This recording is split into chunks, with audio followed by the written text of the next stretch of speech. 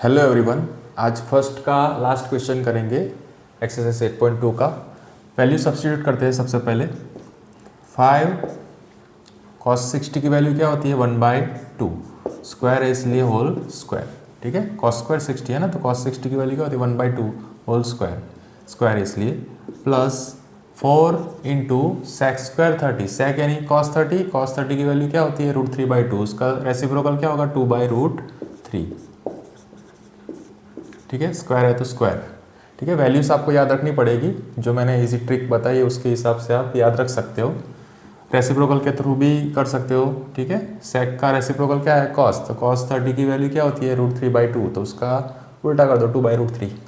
tan 45 की value 1, square है तो स्क्वायर, tan स्क्वायर 45 इसलिए divided by sine square 30, sine 30 की वैल्यू 1/2, उसका स्क्वायर है इसलिए स्क्वायर, प्लस cos 30 की वैल्यू क्या होती है √3/2, जो साइन 60 की होती है वो cos 30 की है ना √3/2, स्क्वायर है तो स्क्वायर। अब सिंप्लीफाई करते हैं, वैल्यू सब्स्टिट्यूट कर दी। अब 5 दोनों का स्क्वायर होगा, 1 का स्क्वायर 1, 2 का स्क्वायर 4, प्लस 4 2 स्क्वायर 4, √3 का स्क्वायर क्या होगा 3 खाली है ना, स्क्वायर रूट निकल जाएगा, और माइनस 1 का स्क्वायर 1 डिवाइड बाय 1 का square 1, 2 square 4, plus √3 square 3, 2 square 4। ठीक है, तो नेक्स्ट स्टेप में क्या होगा, अब इसको मल्टीप्लाई करेंगे तो क्या होगा, ये न्यूमरेटर में है यहाँ, तो नीचे कुछ नहीं यानी 1, यहाँ पे भी ये न्यूमरेटर में नीचे कुछ नहीं यानी 1, ये न्यूमरेटर में नीचे कुछ नहीं यानी 1।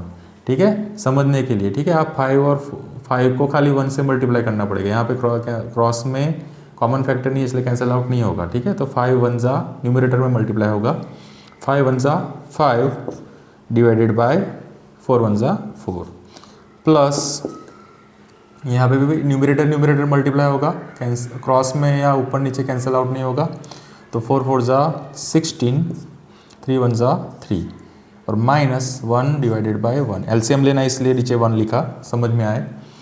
अब 4 यहाँ पे डिनोमिनेटर सेम है तो एलसीएम 4 ही आ जाएगा, आगे किया है ऐसा क्वेश्चन। ठीक है, डिनोमिनेटर 4 सेम है तो 4 एलसीएम हो जाएगा, और डिनोमिनेटर सेम है इसलिए जो वैल्यू है वही रहेगी 1 + 3, 1 + 3 यानी कितना होगा 3 + 1 4 ही होगा, तो 4/4 यानी क्या होगा 4 1 जा 4 1 जा 1/1 यानी 1 ही बचेगा।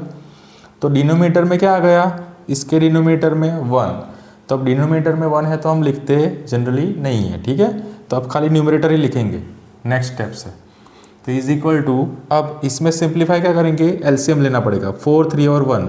ठीक है, तो 4 और 3 का एलसीएम क्या होगा। ठीक है, ये 4 क्या है कॉम्पोजिट नंबर और ये प्राइम नंबर, तो प्राइम और कॉम्पोजिट का एलसीएम क्या होता है इन दोनों का मल्टीप्लिकेशन, तो 3 4 जा 12 एलसीएम आ जाएगा। तो यहाँ पे ऊपर नीचे कितने से 4 को कितने से मल्टीप्लाई करेंगे तो 12 आएगा, एलसीएम के जितनी वैल्यू लानी है, तो 12 एलसीएम है तो 4 3 जा 12, तो ऊपर भी कितने से मल्टीप्लाई करना पड़ेगा 3 से। ठीक है, सिमिलरली यहाँ पे 3 4 जा 12, तो यहाँ पे 4 से, यहाँ पे 1 है तो कितने से मल्टीप्लाई कर 12 से ही करना पड़ेगा, एलसीएम 12 है तो। ठीक है, तो एलसीएम क्या आ गया आपका 12, ऊपर क्या बचा 5 3 जा 15, 16 4 जा 64, और माइनस 12 1 जा 12। ठीक है, 12 एलसीएम निकाला उसके हिसाब से, इजी है। ठीक है, समझाने के लिए इतना सब लिखा, बाकी डायरेक्ट कर सकते हो आप। अब 16 + 15 कितना होगा, 64 + 15 कितना होगा 79। ठीक है, तो 79 में से 12 सब्ट्रैक्ट करो, पहले इन दोनों का एडिशन कर दो, 16 + 15 79, 79 में से 12 सब्ट्रैक्ट कर दो, 12 सब्ट्रैक्ट करोगे तो कितना बचेगा 67, नीचे 12। ठीक है, अब कैंसिल आउट कुछ होगा नहीं, कॉमन है नहीं, तो क्या हो जाएगा यही आपका रिक्वायर्ड आंसर। तो ऐसे करके सिंप्लीफाई करना है बस।